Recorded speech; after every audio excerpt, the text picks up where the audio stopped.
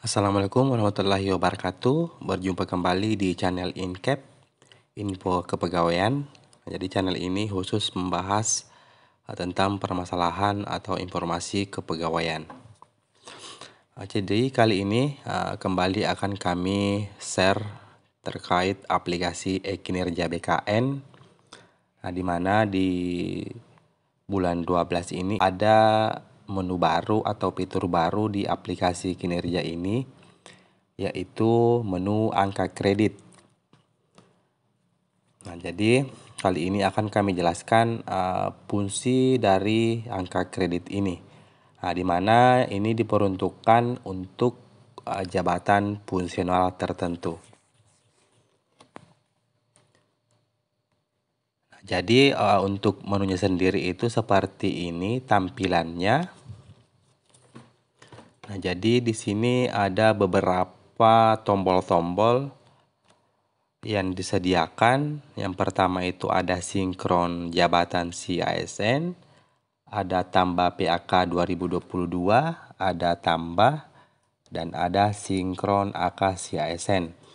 Nah, jadi yang pertama kita perlu lakukan adalah sinkron jabatan terlebih dahulu. Nah, jadi ini untuk membenarkan jabatan kita di sini, di data ini. Nah, jadi kalau misalnya kita sudah sinkron namun jabatan di sini yang tampil masih salah, berarti itu kita perlu melakukan konsultasi dengan admin CASN di instansi masing-masing untuk nanti diremajakan jabatannya ataupun mungkin pangkatnya dan jenjang jabatan fungsionalnya seperti ini. Nah, berikutnya setelah jabatan kita sudah benar di sini, langkah kedua itu yang perlu kita lakukan adalah sinkron AK CASN. Nah, jadi ini berfungsi agar angka kredit kita yang di CASN itu nanti akan masuk di kinerja ini. Nah, seperti yang tampil di layar, ini sudah masuk AK dari CASN. Jadi di sini dikatakan sumber CASN. Nah, tapi di sini yang perlu dipastikan adalah PAK-nya itu sudah berbentuk PAK integrasi. Nah, jadi kalau misalnya PAK yang masuk di sini masih PAK konvensional, berarti itu perlu dilakukan konversi ke AK integrasi menggunakan aplikasi disepakati ataupun aplikasi Simpakin. Nah, seperti itu. Nah, selanjutnya setelah kita sinkron di sini tapi tidak ada yang masuk, tetapi kita mempunyai PAK 2022 yang sudah pak integrasi, berarti kita bisa menambahnya di sini.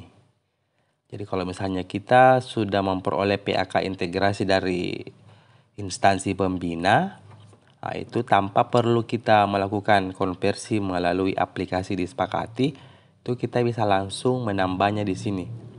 Jadi di sini ada tambah PAK 2022. Nah, jadi seperti ini tampilannya untuk menambah PAK 2022. Nah, di sini ada isian untuk nomor SK-nya berapa, kemudian tanggal SK PAK-nya berapa.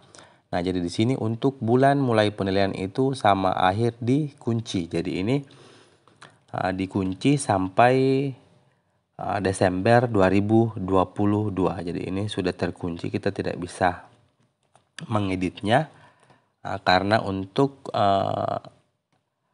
pak yang berasal dari Dupak itu hanya batasnya sampai Desember 2022. Nah, jadi di sini berapa total AK yang kita dapat dari pak yang akan kita upload di sini. Kemudian di sini akan kita diminta untuk mengunggah file PAK-nya. Jadi filenya nanti dalam bentuk PDF.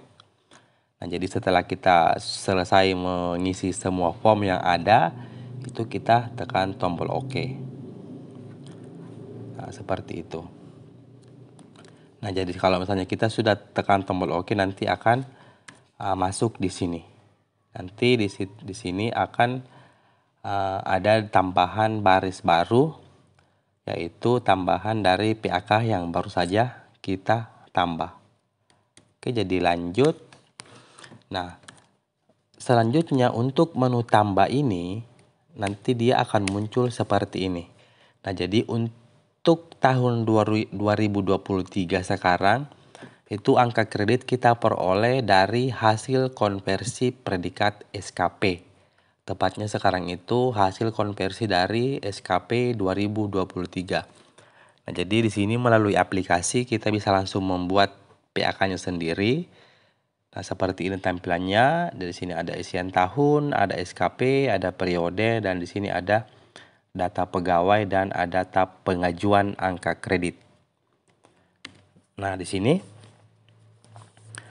sini kita masukkan tahunnya. Jadi ini dia langsung bisa kita pilih. Jadi ini dia, kita sisa klik tanda panah yang di sini, nanti akan muncul pilihan 2023. Nah, untuk SKP-nya ini sendiri ada lagi pilihannya, kita sisa mengkliknya. Kemudian untuk periode juga sama, kita sisa memilih di sini, kita klik ke bawah kemudian dipilih untuk periode final. Jadi di sini yang kita klaim itu karena kita sudah berada di penghujung tahun 2023, berarti itu kita klaim dari 1 Januari 2023 sampai dengan 31 Desember 2023. Nah, di sini akan muncul data pegawai. Selanjutnya ke bawah ini kalau yang lengkapnya di sini akan muncul untuk atasan langsung di bawah untuk data-datanya. Nah, setelah ini kita isi, kita lanjut ke tab pengajuan angka kredit. Nah, ini pengajuan untuk angka kreditnya. Nah, jadi di sini sudah otomatis akan dikalkulasi oleh sistem di sini. Jadi misalnya di sini predikatnya sangat baik, itu nanti persentasenya itu 150%. Nah, untuk koefisiennya juga ini sudah ditentukan berdasarkan Permenpan RB nomor 1 ataupun turunannya di PerBKN nomor 3, ini sudah tertentu. Nah, di sini angka kredit yang didapat itu karena kita mengklaimnya 12 bulan, jadi di sini rumusnya 12/12 dikali 150% dikali 5, karena untuk koefisien angka kredit tahunan di jenjang terampil itu maksimalnya adalah 5. Seperti itu. Jadi di sini hasilnya dapat 7,5. Nah, nanti di sini untuk angka kredit atau angka kredit kumulatif, nah, tadi itu perolehan sampai dengan Desember 2022 akan ditambah dengan perolehan dari konversi predikat kinerja di tahun 2023. Nah, jadi tadi itu 21 di sini. Nah, ini adalah perolehan angka kredit sampai dengan Desember 2022, 21, kemudian di tahun 2023 ini mendapatkan 7,5. Nah, jadi nanti di sini langsung ditambahkan 21 ditambah 7,5, hasil akhirnya itu 28,5. Oke, jadi selanjutnya di sini kita isikan lokasi penandatangan, kemudian di sini tanggal SK-nya. Nah, di sini akan ada juga pertanyaan, jika angka kredit yang kita peroleh itu sudah memenuhi untuk kenaikan pangkat, berarti ini kita centang. Ini kita isikan untuk lokasinya tadi, di sini untuk tanggalnya. Nah, di sini ada pilihan, ada opsi yang bisa kita centang. Nah, jadi misalnya ini 28,5 ini sudah mencukupi untuk kenaikan pangkat, berarti ini kita centang. Kalau misalnya juga sudah memenuhi untuk kenaikan jabatan, berarti ini lagi kita centang, seperti itu. Nah, setelah ini kita isi semua, kita tekan tombol OK. Nah, nanti itu setelah kita OK akan tersimpan di sini dengan sumber itu di kinerja. Nah, untuk statusnya setelah kita simpan dia masih status draft. Nah, di mana di sini ada tombol aksi dengan beberapa di sini aksinya, ada detail, ada buat preview PAK, ada edit, ada hapus, dan ada ajukan PAK. Nah, jadi nanti untuk detailnya ini, kalau kita klik itu akan muncul seperti ini detailnya. Nah, di sini statusnya, kemudian di sini ada periode klaim angka kredit. Nah, di sini juga ada muncul untuk data pribadi kita. Nantinya ini akan diambil untuk proses percetakan nanti di ini. Untuk data-data di sini dengan yang pejabat penilai kinerja. Nah, untuk di pengajuannya ini akan ada tambahan di sini. Akan ada di sini untuk angka kredit minimal kenaikan pangkat. Nah, di sini akan kentara. Nah, di sini juga akan ada perhitungan, misalnya ada kekurangan ataukah ada kelebihan, seperti itu. Oke, jadi ini seperti ini nanti tampilannya kalau misalnya kita sudah membuat PAK di tahun 2023. Nah, jadi ini baris yang pertama ini adalah PAK yang baru saja saya buat. Kemudian ini yang kedua ini adalah PAK atau angka kredit hasil dari sinkron CASN. Seperti itu. Nah, jadi nanti ini jangan lupa untuk PAK-nya di sini jangan lupa untuk diajukan ke atasan dengan mengklik tadi ajukan SKP di sini. Nanti kalau sudah diajukan ke atasan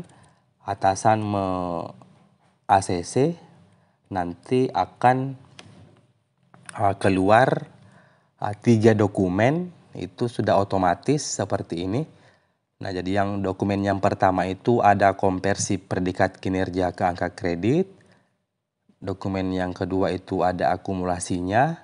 Dan yang terakhir itu ada PAK-nya, penetapan angka kredit. Nah, jadi ini semua dilakukan di aplikasi dengan sangat cepat. Ini semua sudah serba otomatis.